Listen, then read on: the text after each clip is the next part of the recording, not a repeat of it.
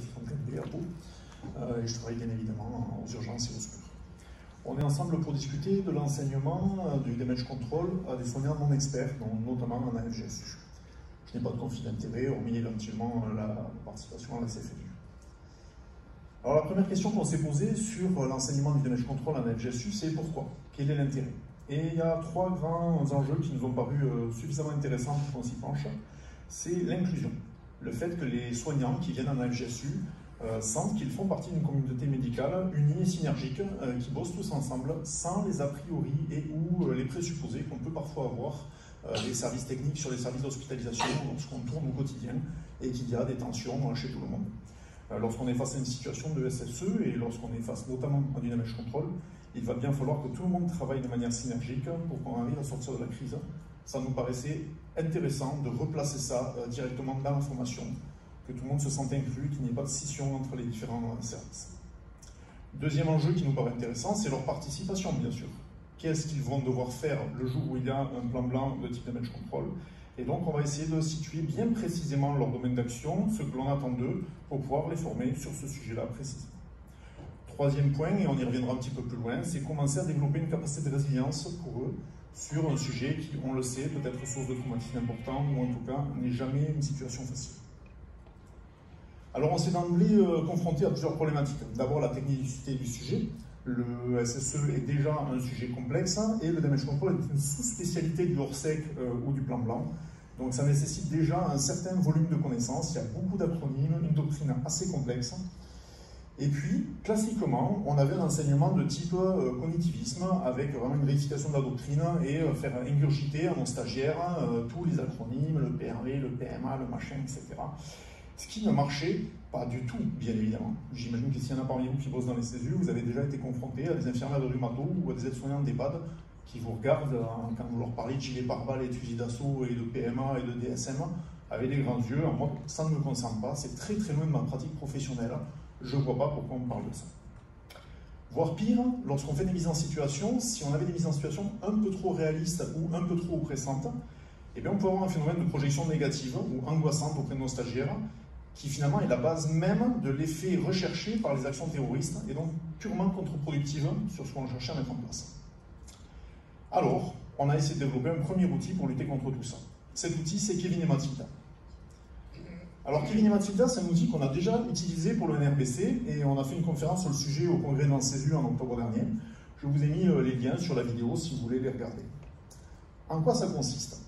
Ça consiste en une approche constructiviste où on se dit, tiens, le NRBC c'est assez complexe, alors prenons une vie quotidienne, une situation de vie quotidienne. J'imagine que la plupart d'entre vous ont des enfants. Si votre enfant qui est en train de faire de la balançoire dehors, un jour où il pleut, où il y a de la boue par terre, tombe et se fait mal au genou, qu'est-ce que vous faites? Est-ce que vous sortez sous la pluie avec votre belle robe de soirée? Et est-ce que vous courez dans la boue, le prendre dans les bras? Les stagiaires en général répondent non, je mets peut-être des bottes ou un kawaii. Si votre enfant blessé arrive vers vous et veut rentrer dans la maison avec la belle moquette blanche dans l'entrée et se jeter dans vos bras alors que vous êtes en robe de soirée, est-ce que ça vous paraît adapté? Non, peut-être pas, on va peut-être lui dire stop, mettre un tablier, des gants. Et puis petit à petit, on va dérouler sur, on va le passer à la douche, qu'est-ce qu'on fait des habits, etc., etc. Jusqu'à arriver à la fin où on lui fait un bisou, on lui donne un chocolat. Et on vient de brosser l'intégralité du parcours d'une chaîne de décontamination hospitalière jusqu'à la CUMP à la fin. Donc vraiment, il s'agit de co-construire ensemble le déroulé d'une chaîne de contamination avec la connaissance initiale de vos stagiaires en partant d'une situation du quotidien. Alors c'est bien, ça marche parfaitement, on a des retours extrêmement positifs autour de cet outil-là. Et donc on s'est dit, est-ce qu'on ne pourrait pas l'utiliser pour le SSE et le plan blanc? Alors on l'a adapté avec Kevin et Mathilda, on gagnait le match de rugby. Alors on dit rugby parce qu'on est le sud-ouest, mais vous avez le droit de faire du foot, c'est pas interdit. Premier truc, ils ont gagné un match de rugby, ils sont très contents, ils sont hyper excités, mais ils ont faim et soif. Alors qu'est-ce qu'on fait? Peut-être que ça va être difficile de leur amener à boire directement sur le terrain. Par contre, il y a peut-être une zone au niveau du vestiaire où on peut commencer à leur amener de l'eau et éventuellement quelques fruits sucrés. On pourrait commencer à faire à ce moment-là un parallèle avec le préhospitalier et le chantier où il y a, on pourrait dire, l'équivalent du COS, l'arbitre, l'équivalent du DSM, l'entraîneur, l'équivalent de l'équipe de SMUR chantier, le soigneur qui peut intervenir sur le terrain en cas de vrais gros problèmes. Et puis l'équivalent du PMA avec le vestiaire. Mais pour l'instant, laissons de côté cette partie-là, passons rapidement, on reviendra sur le poste hospitalier un petit peu plus loin. On dit donc, nos enfants peuvent aller au vestiaire, commencer à boire un peu et manger quelques fruits sucrés. Mais là, partons du principe que le papa de Kevin a une grande idée, il se dit je vais inviter toute l'équipe à venir fêter ça à la maison. Alors, d'habitude, quand vous êtes chez vous, j'imagine que vous avez de quoi nourrir votre famille. Imaginons 2 enfants, vous êtes 4 à la maison, vous pouvez élaborer des petits plats un petit peu techniques, un petit peu goûteux. Mais si on vous annonce que là, pour dans 10 minutes, il faut nourrir 22 personnes, on a un problème. Alors, on interroge nos stagiaires sur comment vous ferez. Est-ce que vous avez du stock à la maison, un homard? Est-ce que vous êtes capable de produire des soufflés au fromage pour 25 personnes? Qu'est-ce que vous feriez? Devinez ce qu'ils nous répondent.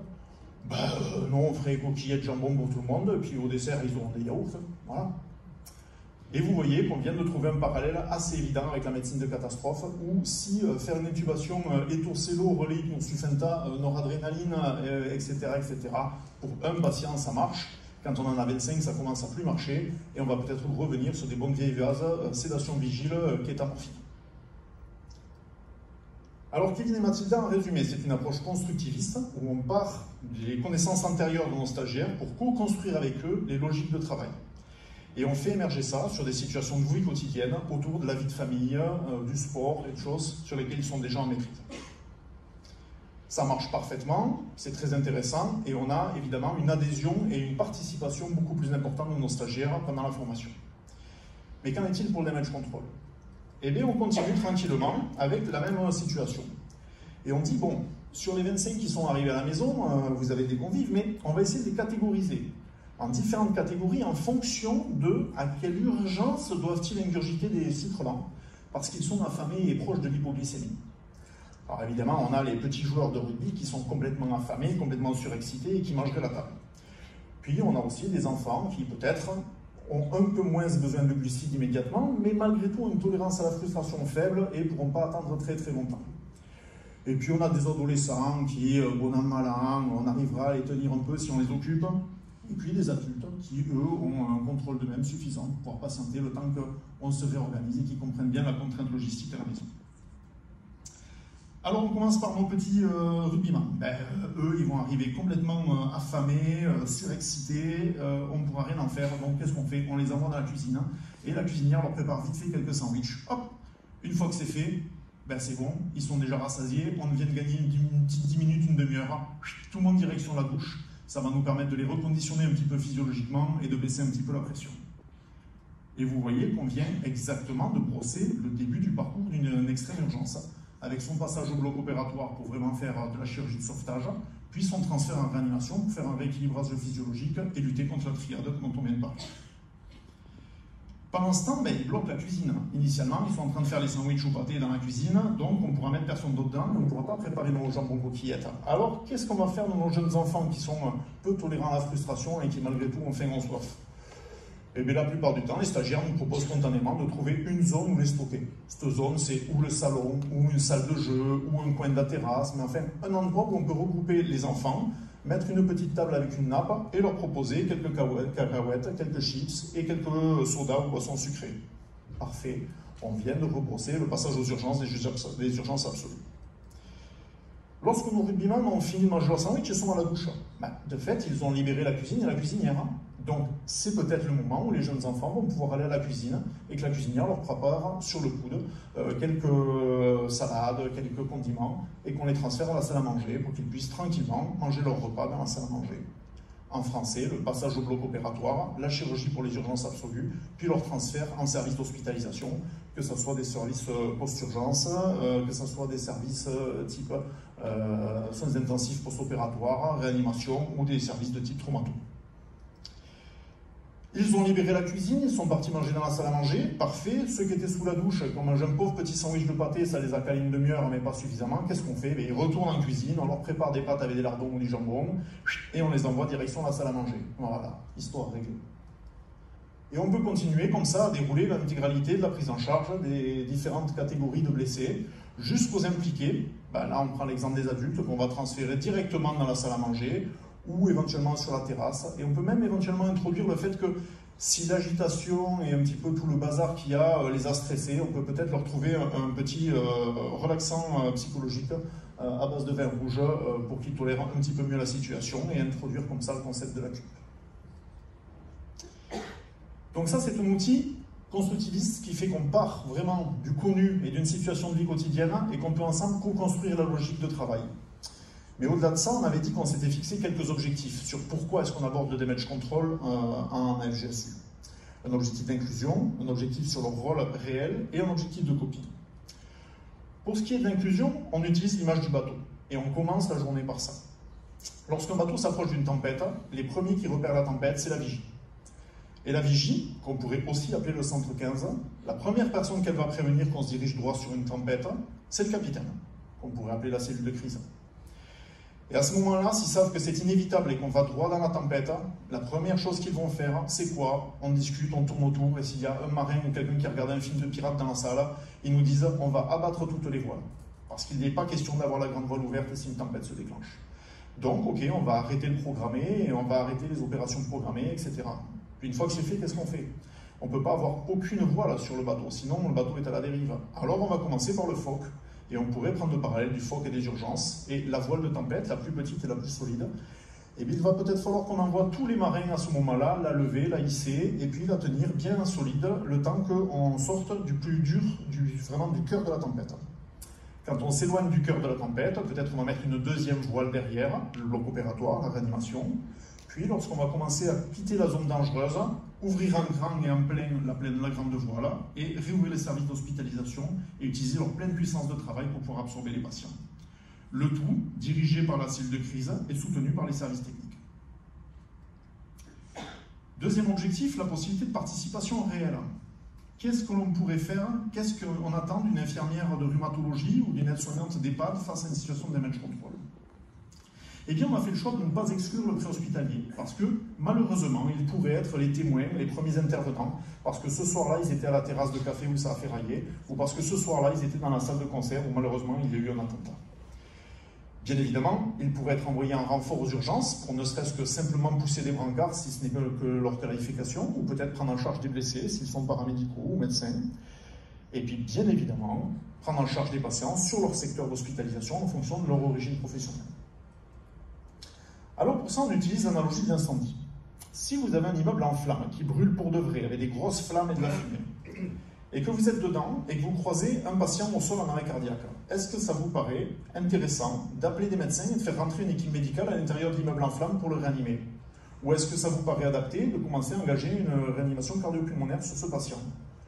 Bon, mais de manière unanime, les stagiaires nous répondent « Non, c'est peut-être un peu dangereux, c'est peut-être pas très adapté de faire ça. » Voilà. On vient de rebrosser le concept de la zone d'exclusion. C'est réglé. Alors, du coup, puisqu'il y a une zone d'exclusion, on leur dit, mais si pour nous c'est dangereux, qui c'est qui peut aller travailler là-dedans? Et tous les gens nous répondent spontanément, les pompiers. Pourquoi? Eh bien, parce qu'ils sont formés. Et ils sont formés, mais en plus d'être formés, qu'est-ce qu'ils ont? S'ils sont en short, est-ce que ça marche? Ben non, ils ont des EPI, les tenues anti-feu, la bouteille, la lance incendie, etc. Et on a évidemment un parallèle avec les forces de l'ordre, les gilets pare-balles, les fusils d'assaut, etc., etc. Alors du coup, vous qui n'avez pas tout ça, qui n'êtes pas formé à ça, qui n'êtes pas équipé avec ça, qu'est-ce que vous feriez si vous êtes dans cet immeuble? Eh bien, ils vont vous dire spontanément, on va devoir quitter l'immeuble et on va penser à passer une bonne alerte. On retombe sur le module alerte que l'on a vu en FGSU au début, et puis sur les consignes évidentes de sauvegarde de quitter la zone. Bien sûr, certains nous disent « Ouais, mais moi je suis embêté, s'il y a des patients, je ne peux pas les laisser derrière, c'est quand même, ils vont mourir, etc. etc. » Bien sûr. Et à ce moment-là, on fait le lien avec l'extraction d'urgence des victimes et le module dégagement d'urgence qu'ils ont vu précédemment. Et puis là, on leur pose une petite question un peu vicieuse, avec un sourire aux lèvres, et on leur dit « Mais quand vous allez sortir et que vous allez extraire votre victime, vous vous arrêtez juste en bas de l'immeuble, ou vous faites comment ?» Et évidemment, au bout de 2 secondes de réflexion, ils disent « Ah non, risque d'explosion, risque d'objet qui tombe. Non, on va aller plus loin. Ah, vous allez aller où? Ah, derrière quelque chose où on est en sécurité. Ah, mais comme quoi? Comme un gros bâtiment bien solide, un mur porteur ou très très loin. » Et on vient de rebrosser la zone contrôlée et le concept de PRV. On peut dérouler comme ça l'intégralité de la prise en charge préhospitalière et ou hospitalière jusqu'au bloc opératoire. Alors, cet outil est très bien parce qu'il nous permet d'abord de dérouler l'intégralité de la prise en charge, mais aussi parce qu'il a un effet sur la résilience de nos stagiaires. En bloquant le mécanisme projectif angoissant autour de « je risque de me retrouver dans une fusillade », il nous permet de commencer à discuter de leur capacité d'action. Qu'est-ce que vous pourriez faire dans ce genre de situation? Et donc de créer une projection positive qui a du sens pour eux. Si un jour vous êtes dans un incendie, il faut que vous quittiez le bâtiment et que vous passiez une alerte. Si vous croisez un enfant, mettez-le sur l'épaule. Si vous croisez un adulte en difficulté, aidez-le à sortir. Ok, si un jour ça m'arrive, je sais que je pourrais faire ça, je me projette dans une action possible pour moi. C'est à ma portée, ça a du sens, je comprends ce que je fais. Et ça, c'est très très bien, et notamment parce qu'en éliminant la composante violence volontaire du danger persistant, en prenant quelque chose qui est impartial, le feu, et qui n'est pas une volonté de nuire, on sort complètement de la possibilité de projection et de rapport à la violence de nos stagiaires. On n'est pas des guerriers, on n'est pas des militaires, la plupart du temps, d'entre nous, on n'a jamais vécu trop de situations de violence, et on n'est pas très à l'aise avec ça. Donc projeter nos stagiaires sur une situation de violence volontaire est toujours une difficulté qui risque de les faire entrer en transe d'alerte et de les faire tirer le frein à main. Utiliser l'incendie ou une situation neutre de ce type-là sort complètement de ce contexte et nous permet de rebrosser les conduites à tenir et les organisations générales sans cela. Deuxième grand avantage, en sortant du terrorisme et de l'action volontaire, on sort des débats sur les projections idéologiques ou politiques que l'on pourrait donner aux terroristes de ce côté-ci ou de ce côté-là, et à tous les débats idéologiques ou politiques qui pourraient venir perturber la formation et qui sont contre-productifs en formation. Alors ça marche parfaitement, on a des stagiaires qui sont beaucoup plus compliants, beaucoup plus actifs et beaucoup moins au frein à main. Mais la question est, malgré tout, ont-ils appris quelque chose? Est-ce que ça nous a fait avancer? Et bien évidemment, on a cherché à faire une évaluation à chaud, avec des mises en situation, comme on le fait pour les mises en situation dans l'arrêt cardiaque lors des AVGSU. Deux problèmes se sont opposés à nous. Un, le temps de préparation. Lorsqu'on veut simuler une situation de damage control type terrasse de café, ça demande beaucoup de maquillage avant et beaucoup de nettoyage après. Deux, comment simuler des flux de plan blanc ou des choses comme ça. Bon, ben, rien de sorcier. La plupart d'entre vous, si vous travaillez déjà dans un CESU, vous connaissez. On a utilisé des kits PREA avec des fausses blessures ou sur des prothèses directement faites pour, ou que l'on bricole nous-mêmes avec du silicone de salle de bain, ou que l'on fabrique sur des offsites pour pouvoir les coller sur des acteurs. Des garrots de fortune pour éviter d'avoir des vrais couteaux et de découper réellement des draps ou des nappes sur la terrasse de notre café. On pré-découpe les nappes pour qu'ils aient juste à tirer sur le tissu, et on met des faux couteaux qui taillent pas. Voilà des images de ce que donne le maquillage de plaies sur des offsites. Il est à noter que c'est extrêmement intéressant lorsque vous organisez un exercice d'ampleur type plan blanc institutionnel et que vous n'avez pas du tout le temps de pouvoir maquiller intégralement une vingtaine ou une trentaine de plastrons. Là, vous avez déjà fait ça dans les jours précédents et vous avez juste à les coller sur vos plastrons. Pour ce qui est de la simulation de plan blanc, bien sûr, on s'est tourné vers les Serious Games, donc on aurait pu prendre l'outil classique des Lego et des Playmobil, qui font d'ailleurs il y a un atelier sur le sujet au congrès, mais ça nous paraissait trop long et trop coûteux en temps et en énergie au rangement et au déballage pour être utilisé en AFGSU sur 15 minutes. On s'est donc tourné sur des wargames magnètes sur plan. Donc voilà l'image à quoi ça ressemble. On a le plan des urgences, de la réanimation et des heliports réunis, et puis on simule les patients et le personnel avec des petites magnettes que l'on va toutes les 15 minutes d'incrément modifier et envoyer des renforts personnels, gérer les flux de patients, transférer les patients au bloc, simuler les appels au bloc, etc. On a été surpris parce qu'on ne pensait pas qu'il y aurait un tel engouement, mais vraiment les stagiaires sont fans de ça. Ça met en général des situations assez dynamiques où on rigole, où les gens posent beaucoup de questions. Et ça nous permet vraiment de mettre en place quelque chose d'assez réaliste sur la gestion de flux de patients et sur le bordel de la communication que peuvent induire ce genre de situation. De plus, on l'a dit, c'est de nouveau un outil de résilience parce qu'on va passer d'une anticipation négative. Oh, ça va être le bordel si on reçoit 50 victimes aux urgences, comment va-t-on faire? Putain, on n'arrivera pas à joindre le bloc, blablabla. Vers une capacité d'action. Ah, mais on sait ce qu'on peut faire, on sait ce qu'on doit faire si on revient, on sait comment appeler le bloc, on sait comment transférer les patients. Et donc, c'est un premier pas dans une stratégie de coping actif pour nos stagiaires. Alors, l'évaluation à chaud était performante. On s'est donc dit, faisons une évaluation à froid. Est-ce que ça a changé quelque chose dans la pratique de nos stagiaires? Et est-ce que, si ça a impacté la pratique de nos stagiaires, cet impact a-t-il eu un effet positif sur l'efficience globale de notre structure?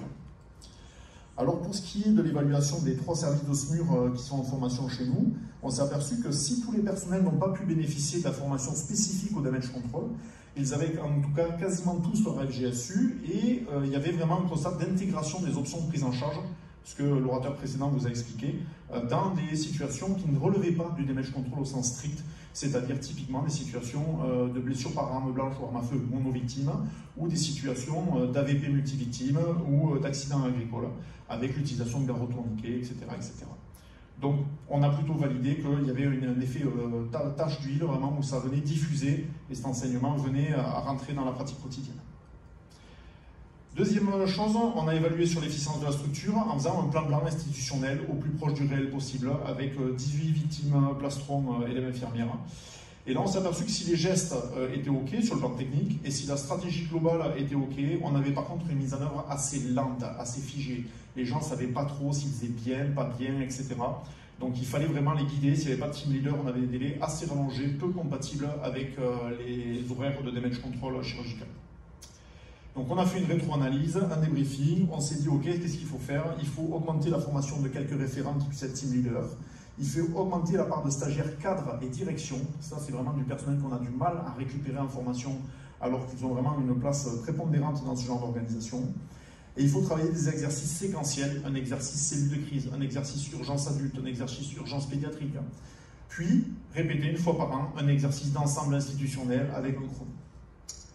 Donc en conclusion, l'analyse des objectifs et des contraintes de l'intégration des damage control en AFGSU pour des populations qui ne sont pas experts du sujet nous a amené à choisir un design pédagogique tri-objectif, un objectif d'appartenance qui est l'objectif stratégique, faire en sorte que tous dans l'hôpital nous travaillons ensemble et mieux ensemble. Puis un deuxième objectif de participation réelle, l'objectif tactique, qu'est-ce qu'on attend d'eux et est-ce qu'ils sont bien formés à ce qu'on attend d'eux ce jour-là. Et puis un objectif plus centré sur le stagiaire individuellement pour développer sa capacité de résilience face à ce genre d'événement. L'évaluation à chaud puis l'évaluation à froid nous ont permis de reprendre un cycle d'analyse et de design pour modifier nos formations et adapter notre offre de formation. Je vous remercie pour votre attention et je suis disponible.